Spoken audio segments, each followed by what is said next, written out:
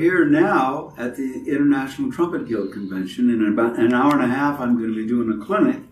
And the topic of the clinic is successful lead and section playing. And, you know, it's such an important thing to learn how to be part of a team when you're in a trumpet section, whether it's a big band or a concert band or whatever it is, or an orchestra. And so we all know that the lead player, you know, has to sort of lead the section. But for me, one of the biggest jobs of the lead player has to do with time and style. You have to play with good time, and you have to know the style of the band you're playing with. If I'm playing in a Glenn Miller type band, I'm not going to play lead trumpet the same way I would play if I was playing on my Stan Kenton Legacy Orchestra. Okay, so you have to understand that. The other thing is, the lead trumpet player is the least creative person in the band. The band is relying on you to play that chart exactly the same every single night. Whether you play it one time or whether you play it 100 nights on the road, every night it has to be the same because that's what the band is relying on.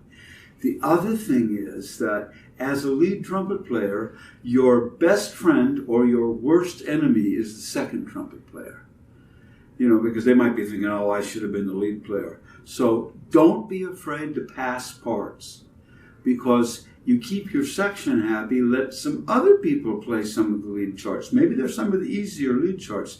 It also rests your chops. Then you can play a third or fourth part, play a nice slow part for a while.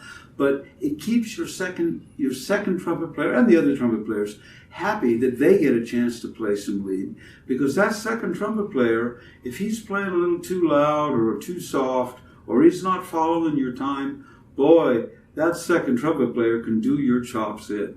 So I think that remembering that when you're in a trumpet section, it's the same as being on any kind of a team, whether it's athletics or whatever.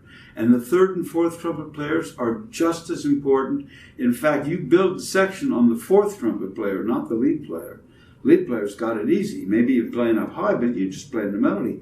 That fourth trumpet player has to give you the bottom of the section. He has to give you that solid foundation that you build on. So to me, anytime you're playing in a section, just think of yourselves as a team working together to make music.